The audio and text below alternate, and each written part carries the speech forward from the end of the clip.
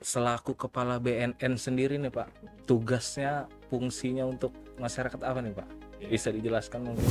ini memang momen yang sangat bagus ya. Mhm.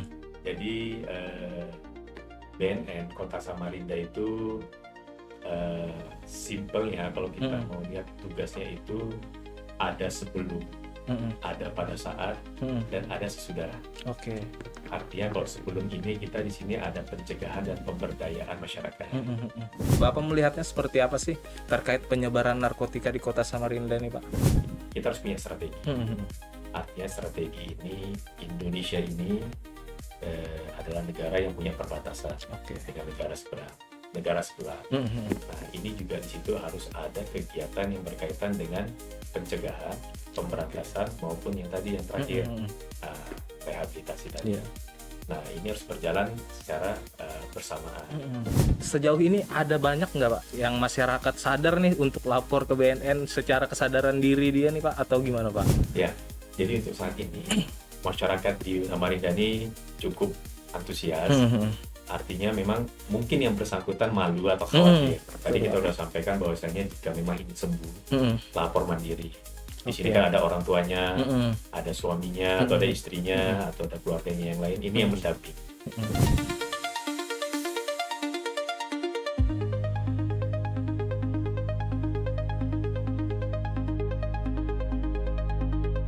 Assalamualaikum warahmatullahi wabarakatuh, Sobat Busama ID. Balik lagi bersama saya Aditya Setiawan dalam program podcast Tea Time Garapan Busama ID bekerja sama dengan Dinas Komunikasi dan Informatika Provinsi Kalimantan Timur.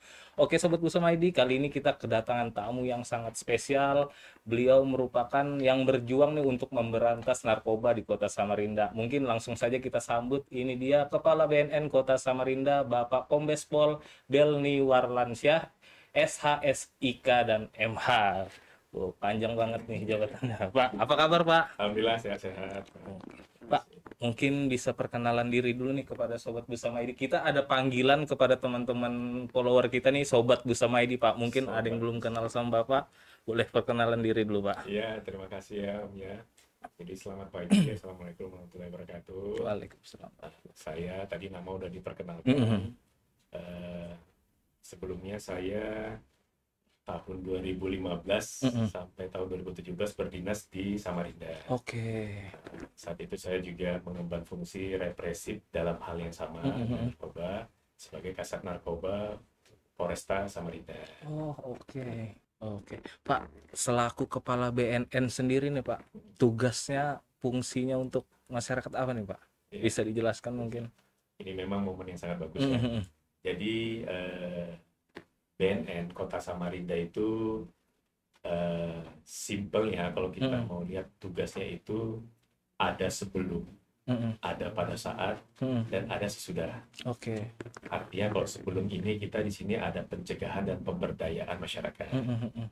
Artinya kita berharap kita tidak harus melaksanakan penindakan atau represif, tapi kita dari pencegahan dan pemberdayaan masyarakat ini sudah muncul ketahanan di lingkungan kita, baik itu keluarga maupun tempat kita tinggal. Oke. Yang kedua ini berkaitan dengan masalah represif atau masalah penindakan.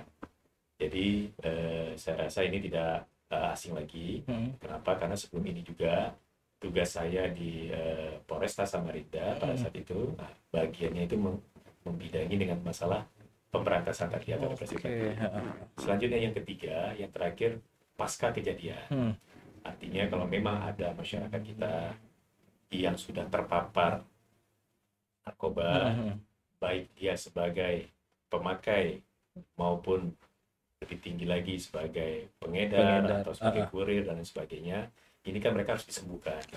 Kita punya tanggung jawab bersama, bukan hanya BNN, tapi seluruh lapisan masyarakat, kita perwakilan dari pemerintah, nah ini semua juga harus peduli untuk masyarakat kita biar sehat. Karena apapun ceritanya, dia sebagai pelaku kejahatan atau dia mengedar dan sebagai kurir dan sebagainya, tapi dia juga sebagai korban. Nah, ini ada namanya bagian rehabilitasi. Jadi 3 tugas itu yang dibawahi sekarang oleh BNN. Oke, siap. Pak, kita kan tema kita hari ini terkait mencegah penyebaran hoaks di masyarakat dan mengantisipasi penyebaran penyalahgunaan narkoba. Mungkin sebelum kita masuk ke hoaks, kita bahas narkoba dulu nih, Pak. Yang terbaru, bahkan yang lagi hangat-hangatnya ini terkait Pemkot Samarinda yang memfasilitasi rehabilitasi untuk masyarakat kota itu seperti apa, Pak? Ya. Ini tema yang menarik ya. Ada 2 berkaitan dengan masalah hoax. Betul. Yang kedua berkaitan dengan masalah isu yang terbaru ini. Pak Wali Kota bersama saya, Kepala BNN Kota Samarinda, dan dari Bareta atau Badan Rehabilitasi Tanah Merah menandatangani MOU. Jadi MOU ini berkaitan dengan Wali Kota Samarinda peduli terhadap masyarakatnya, memberikan jaminan perawatan gratis pada masyarakat Samarinda yang ingin sembuh. Artinya sudah pernah terpapar narkoba, jangan ragu lapor ke BNN. Sekali lagi kami sampaikan, untuk keluarga kita, rekan kita, teman kita, tetangga kita yang memang sudah pernah terpapar narkoba dan ingin sembuh, jangan ragu lapor ke BNN. Tidak akan diproses hukum. Betul. Saya pastikan tidak akan diproses hukum. Nah, inilah terobosan dari Kepala Daerah, Pak Wali, bersama kami dari BNN Kota Samarinda. Ada kepedulian kita dengan masyarakat kita untuk melayani masyarakat kita. Sehingga masyarakat kita yang tadi yang sudah terpapar bisa sembuh. Oke, apalagi program presiden kita Bapak Prabowo itu sangat ini Pak ya, fokus terkait pemberantasan narkoba nih Pak. Betul sekali. Dan ini juga langsung dihadiri oleh Kepala BNN Betul. RI yang menyaksikan penandatanganan MOU tersebut. Ya, kemarin saya hadir gitu Pak. Betul. Oke, Pak, ini untuk masyarakat Samarinda sendiri Pak, Bapak melihatnya seperti apa sih terkait penyebaran narkotika di kota Samarinda nih Pak?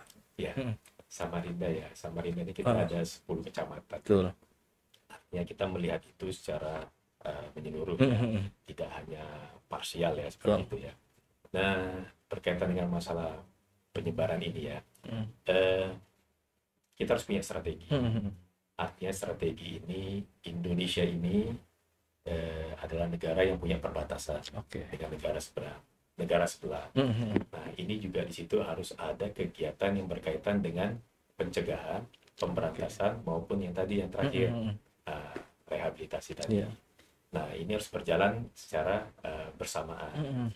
Itu di level perbatasan. Nah, ibarat mata air, kalau memang barang haram ini sudah masuk ke sini dan sudah pecah ke bawah ke beberapa kabupaten, ini kita lebih sulit lagi untuk melakukan penindakannya. Artinya memang dari level perbatasan ini kita sudah mulai bermain. Bahkan hubungan antar negara juga sudah bermain. Jadi di sini kan ada BNN RI, ada BNN provinsi, ada BNN kota. Masing-masing punya tugas dan masing-masing kewajibannya. Terus yang kedua, kembali ke kita sendiri di Samarinda. Kita di sini harus punya ketahanan. Ya, ketahanan itu bisa dimulai dari diri kita sendiri. Artinya kita harus tahu bahwasanya narkoba ini yang paling simpel adalah racun. Karena kata-kata racun ini baik kita maupun anak-anak kita, dia bisa lebih mudah memahami. Yang namanya racun pasti akan merusak. Nah, makanya saya bilang narkoba adalah racun. Racun merusak peradaban manusia. Nah, mari sama-sama kita hindari, jauhi narkoba. Nah, jadi kalau sudah ada ketahanan dari kita, apalagi dengan dari keluarga kita, termasuk dari lingkungan kita, sama-sama kita untuk menolak ini hadir di lingkungan kita, saya yakin insya Allah di level bawah kita mampu untuk menolak atau menghambat atau beredarnya peredaran narkoba. Untuk Pak Benny sendiri untuk berdinas ini sudah berapa lama Pak untuk Kepala BNN? Saya selaku Kepala BNN lebih kurang 1 bulan. Selama 1 bulan nih kan terkait tadi Bapak ada sampaikan nih, masyarakat Samarinda apabila ada keluarganya bahkan lingkungan terdekat yang terpapar bisa langsung ke BNN Pak ya. Untuk sejauh ini ada banyak nggak Pak yang masyarakat sadar nih untuk lapor ke BNN secara kesadaran diri dia nih Pak atau gimana Pak? Ya, jadi untuk saat ini masyarakat di Samarinda ini cukup antusias. Artinya memang mungkin yang bersangkutan malu atau khawatir. Tadi kita sudah sampaikan bahwasanya jika memang ingin sembuh, lapor mandiri. Di sini Oke. kan ada orang tuanya, Mm-mm. ada suaminya, atau ada istrinya, atau ada keluarganya yang lain. Ini yang mendampingi. Mm-mm. Kita pastikan untuk saat ini masyarakat di Samarinda antusias, Mm-mm. apalagi dengan adanya penandatangan MOU Oh ini, iya. dan melalui adanya momen ini kita Mm-mm. sampaikan bahwasanya jangan khawatir Mm-mm. lapor ke BNN Kota Samarinda, Mm-mm. dan ini tidak akan diproses hukum Mm-mm. karena memang masyarakat kita butuh untuk sembuh gitu Iya kira-kira, betul. ya. Karena memang mungkin selama ini stigma masyarakat kan apabila dia mau lapor ke BNN takutnya nanti di penjara nih ini dan lain-lain. Soalnya banyak komen-komen yang terkait penandatangan MOU kemarin, Pak. Itu mereka bilang kayaknya kita lapor nanti ini diproses hukum dan lain-lain. Sebenarnya enggak, Pak ya? Heeh. Nah, Oke, Sobat Pusama Edi itu bagi kalian nih masyarakat, teman-teman, lingkungan sekitar bahkan keluarga dekat kalian apabila ingin melaporkan ke BNN bisa langsung ke BNN nih kemana Pak? di Jalan Anggur. Oke, di Jalan Anggur, tepatnya nih dekat sebenarnya sama kantor Pusama Edi Pak ya. Betul. Oke, nanti prosesnya itu kemana Pak? Lapornya langsung ke BNN-nya itu ke mana nih? Ya, jadi untuk saat ini kami dari BNN Kota Mm-mm. Samarinda, kalau untuk hadir langsung Mm-mm. bisa Mm-mm. di Jalan Anggur. Yang kedua, kita juga punya kontak person, Oke. termasuk dari sisi medsosnya Mm-mm. BNN Kota Mm-mm. Samarinda. Ini bisa nanti langsung disampaikan, Oke. dan ditindaklanjuti nanti memang harus ada kegiatan tatap muka. Mm-mm. Seperti itu. Oke, Pak, mungkin ada yang ingin disampaikan nih kepada masyarakat Samarinda terkait narkoba, peredaran, dan lain-lain nih sebelum kita masuk ke tema hoax kita nih, Pak. Ya, Mungkin ada yang disampaikan. saya ingin menyampaikan kepada seluruh masyarakat Samarinda, keluarga saya semua yang ada di sini, kolega-kolega saya, tetangga saya, semua rekan-rekan yang berkaitan dengan yang ada di Samarinda khususnya, narkoba ini adalah racun. Seperti yang saya sampaikan tadi, racun ini merusak peradaban kemanusiaan kita. Mari sama-sama kita dukung untuk kita tolak, kita jauhi narkoba. BNN tidak bisa kerja sendiri, BNN perlu kita semua bersama. Mari sama-sama kita maju sehat tanpa narkoba. Amin. Oke. Oke, Pak, terkait hoax sendiri nih, Pak. Ya. Kita kan tahu hoax ini banyak sekali, bahkan media aja bisa memproduksi yang namanya hoax nih, Pak. Tanggapan Bapak melihat hoax yang beredar di masyarakat seperti apa, Pak? Ya, ini lebih menarik lagi Mm-mm. karena dampaknya tadi ini bisa sampai kemana-mana. Mm-mm. Ada beberapa statement Mm-mm. yang masuk dalam kategori hoax yang beredar di Mm-mm. lingkungan kita yang saya dengar langsung. Mm-mm. Contohnya seperti dengan pakai narkoba kita bisa lebih kuat. Wah, iya itu. Dengan pakai narkoba kita bisa bekerja, bawa mobil bisa lebih lama. Normalnya orang bisa 2,5 jam, ini kita bisa sampai 4 jam, 5 jam. Itu hoax, Pak ya. Ini hoax. Itu Jadi hoax pakai betul sama ini. narkoba bukan membuat kita lebih kuat, tapi merusak fisik kita, Oke. organ kita. Bahkan psikis kita juga akan terganggu. Oke. Kenapa? Karena kita begitu ada masalah, ada tantangan yang muncul, kita cengeng, Oke. kita lemah, kita akan kembali larinya ke narkoba. Terus yang kedua juga di sini ada hoax. Kalau tidak pakai narkoba tidak gaul. Waduh. Lu nggak gaul kalau lu belum nyoba, lu belum tahu kan, gratis ini. Itu hati-hati. Kenapa? Karena memang yang bahaya itu yang pertama. Sudah memang sifatnya narkoba, kalau kita sudah pernah mencoba, udah bersalaman sama ya sama benda ini, dengan barang haram ini, maka dia sulit untuk kita lepas dari dia. Maka jadi kalau ada yang ngomong lu nggak gaul, lu nggak pakai narkoba, ini gratis, coba nyobain biar tahu aja, itu jangan dilakukan. Sampaikan saya tidak mau berurusan dengan narkoba. Sampaikan. Sebaiknya dijauhin teman-teman seperti itu, Pak ya. Betul. Ada juga yang terakhir, yang ketiga, hoax yang pernah kami dengar langsung pada saat kami menginterogasi pelaku. Dia pemakai, tapi dia juga mengedarkan, bahkan dia juga mengantar. Nah, itu kami tanyakan, kenapa pakai narkoba?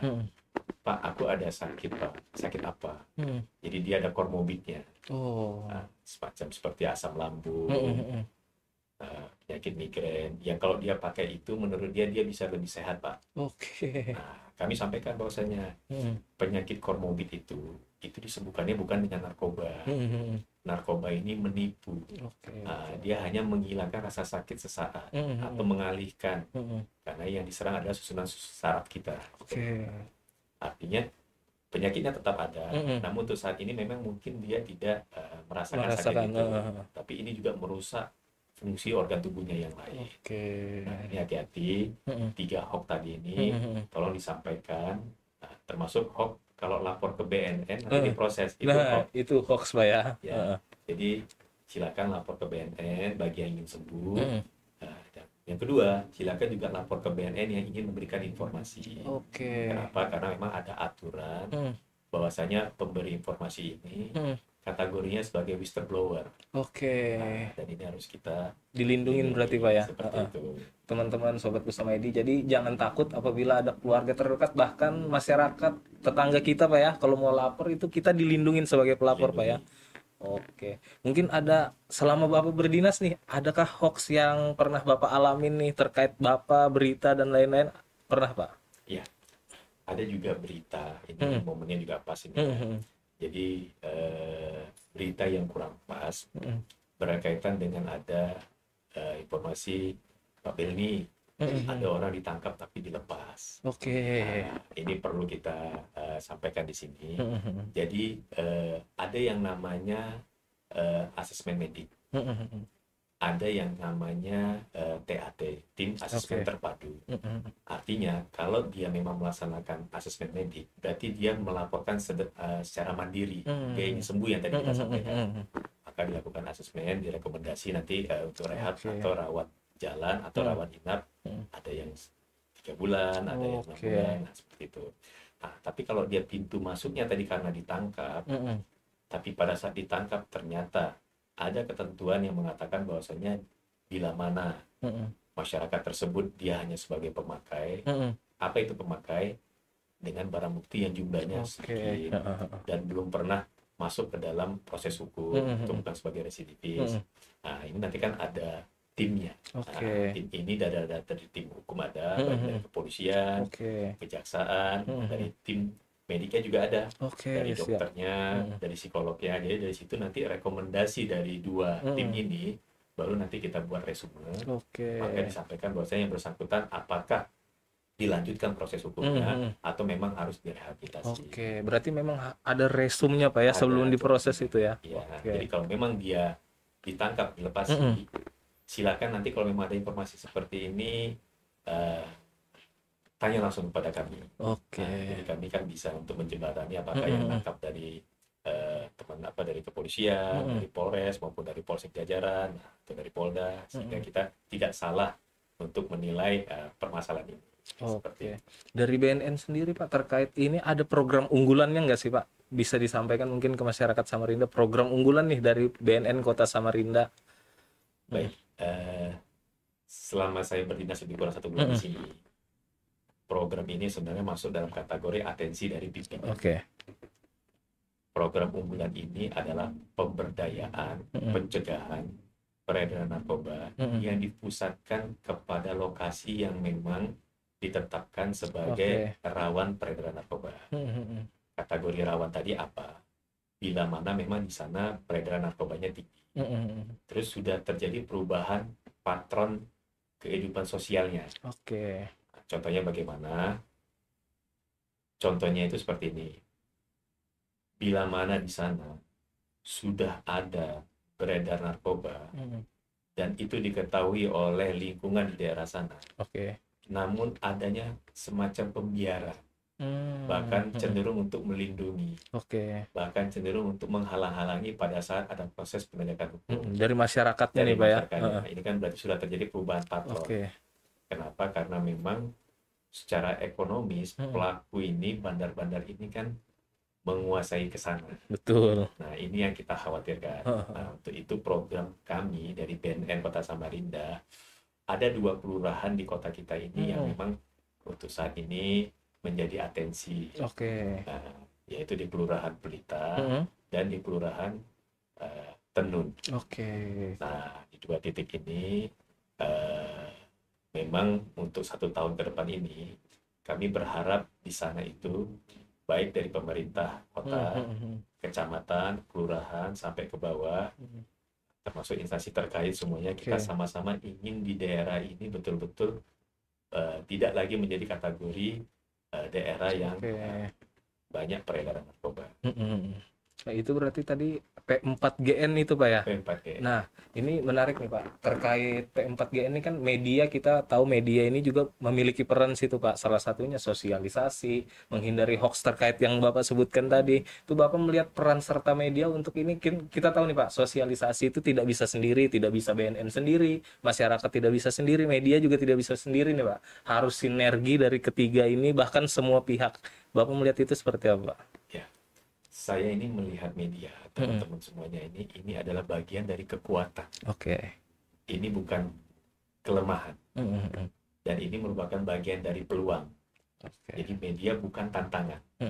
Makanya saya bisa hadir langsung pagi ini di sini dalam rangka untuk kolaborasi kita dengan media, bagaimana agar masyarakat kita itu dapat edukasi maupun dapat pengetahuan tentang sosialisasi mana yang benar, mana yang salah, dan mana yang harus kita lakukan. Nah, saya sangat berterima kasih sekali sama teman-teman media. Ya, tolong ini kegiatan seperti ini, menurut saya terus kita sama-sama tingkatkan, kita bersama. Pak, ini terkait hoax tadi Pak. Dari Bapak sendiri, kan kita tahu hoax ini bahkan dari grup keluarga, dari WhatsApp dan lain-lain, apalagi ibu-ibu dari Facebook mungkin Pak, dia forward ke WhatsApp. Itu ada saran nggak, masukan dari Pak Belni sendiri untuk menghindari hoax kepada masyarakat Samarinda nih Pak? Iya. Berkaitan dengan hoax ya, kita jangan terlalu cepat untuk menyebarkan.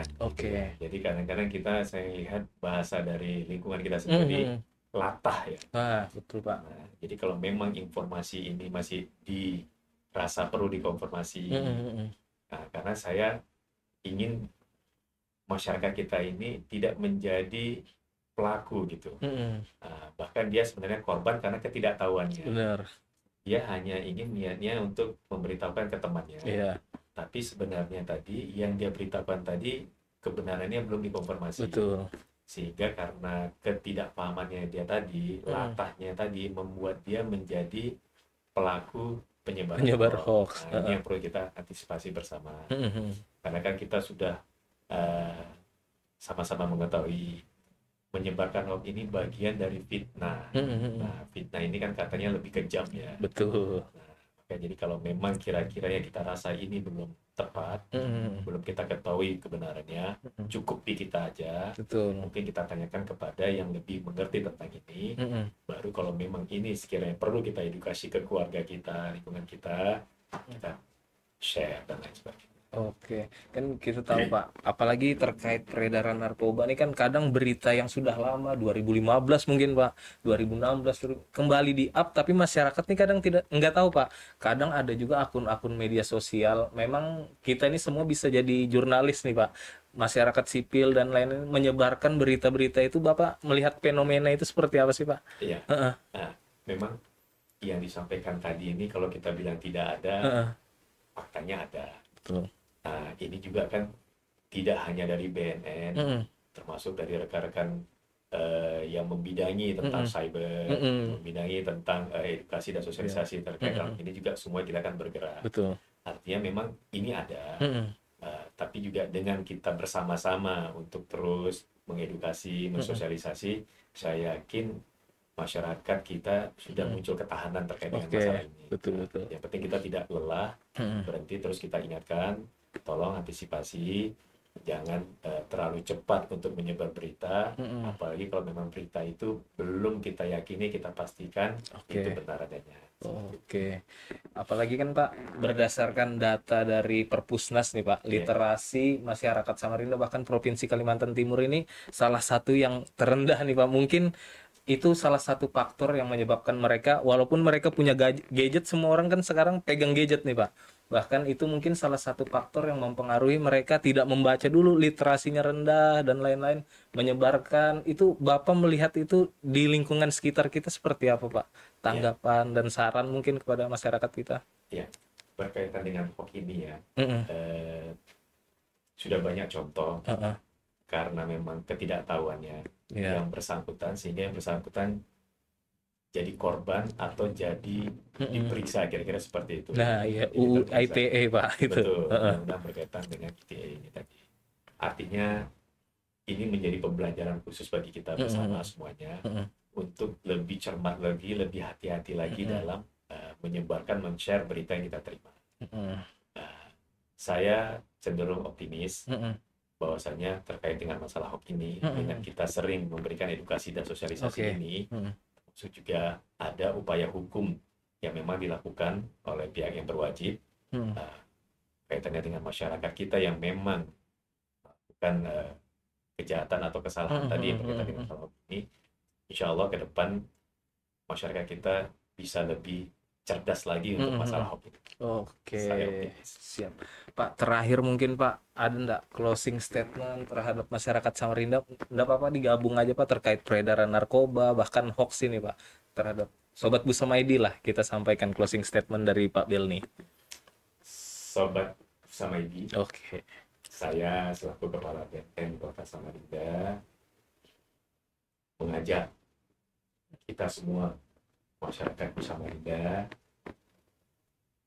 jangan mau terlibat dalam narkoba, dan kita dukung sama-sama untuk tidak menyebarkan hoax sehingga masyarakat kita tidak terjerumus pada hal yang tidak mungkin. Itu yang dapat saya sampaikan. Oke, Sobat Busama ID, tidak terasa sudah hampir setengah jam nih Pak Belni menemani Sobat Busama ID terkait masalah narkotika, hoax, dan lain-lain terhadap masyarakat Samarinda nih Pak. Terima kasih atas kehadirannya Pak Belni. Oke, kami inilah jajaran Busama ID pamit undur diri. Mungkin kita akan ketemu di next episode selanjutnya Pak. Saya Aditya Setiawan dan Pak Belni Warlansyah pamit undur diri. Assalamualaikum warahmatullahi wabarakatuh. Salam Sobat Busama ID.